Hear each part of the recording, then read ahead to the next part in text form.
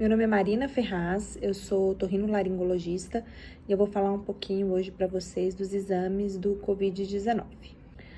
Nós temos dois grupos de exames, são dois tipos de exames diferentes, que são os testes moleculares e os testes imunológicos.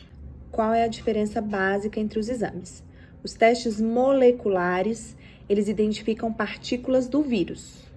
E os testes imunológicos identificam anticorpos produzidos contra o vírus. Então, de uma forma bem genérica, os testes moleculares, eles positivam, eles têm como serem dosados antes, porque eles pegam partículas do vírus. E os testes imunológicos dependem do organismo produzir anticorpo contra o vírus. Então, eles demoram um pouco mais para positivar. O teste molecular que a gente tem disponível é o PCR. Ele é colhido através de suave nasal e ele detecta, então, o vírus, partículas do vírus, na secreção da rinofaringe. Mas por que rinofaringe? Então, foi avaliado outras secreções, então, saliva, suor, urina, sangue, fezes, e observou que nessa região tinha uma concentração maior. Uma outra região que ainda tem uma concentração maior ainda, que é a via aérea superior, ali rinofaringe, seria a via aérea inferior, que seriam secreções diretamente do pulmão. Mas não é viável colher essas secreções. A gente colhe em pacientes internados, entubados, quando tem indicação, mas pela coleta da forma, foi essas secreções de rinofaringe. A rinofaringe fica lá no fundo do nariz, onde a gente tem a adenoide, só para vocês entenderem. Então, por isso que a coleta é meio chata, que teoricamente ela tem que chegar até lá no fundo do nariz. Geralmente eles escolhem rinofaringe e orofaringe, que pega o suave no nariz e na boca.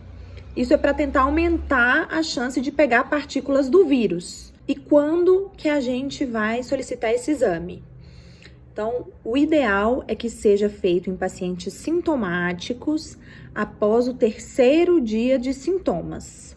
Ele pode ser feito a partir do 1º dia de sintoma, até o 12º dia, teoricamente, mas ele é ótimo, a gente tem mais chance de pegar positivo entre o 3º e o 7º dia de sintoma. Por isso que às vezes o paciente começa com sintoma, a gente pede para esperar pelo menos o 3º dia para realizar o exame. Só mais 2 pontos. Primeiro, o PCR positivo não indica que o paciente está transmitindo a doença, porque às vezes aquelas partículas do vírus que foram detectadas são partículas inviáveis, e o PCR negativo também não exclui que o paciente pegou a doença. Por quê? Às vezes não pegou dentro daqueles dias, e é um exame que depende muito da coleta. Então, se não for bem coletado, ele também pode vir negativo. Agora, falando dos testes imunológicos, aqueles que avaliam a presença do anticorpo, eles podem ter 2 tipos.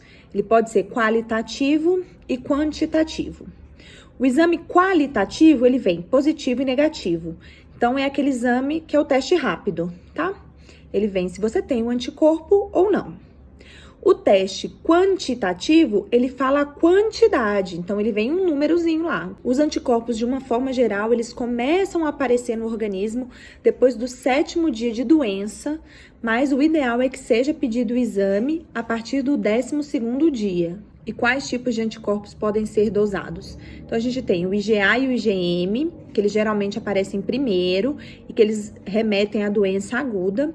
Eles duram mais ou menos 30 dias. Nós temos o IgG, que é um anticorpo que aparece depois, tardiamente, e que geralmente ele está relacionado à imunidade das doenças.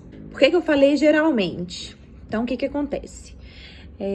Nos testes, nos exames que foram feitos, como é uma doença recente, tem 6 meses aí a doença, a gente tem paciente que apresenta o IgG e não apresentou o IgM, que apresentou o IgG antes do IgM.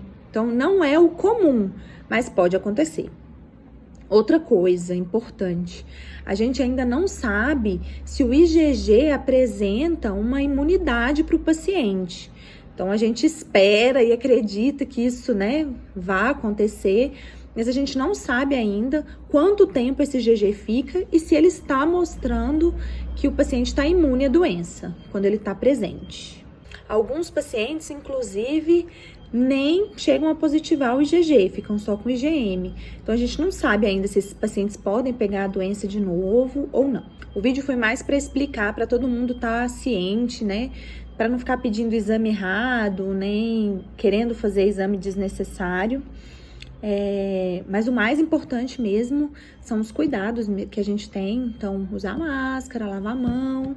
Todo mundo precisa lembrar disso aí direitinho. Álcool gel sempre. Eu vou abrir uma caixinha de perguntas para vocês perguntarem e vou sempre fazendo vídeos para tirar mais dúvidas. Eu vou depois ver se eu falo um vídeo sobre tratamento, que é uma coisa que tá um pouco polêmica aí, né? Mas vou dar pelo menos uma visão do que tá acontecendo. Uma boa semana a todos, que fiquemos com Deus e encaminhe o vídeo para quem você acha que vai ter proveito aí de saber dessas informações. Beijo!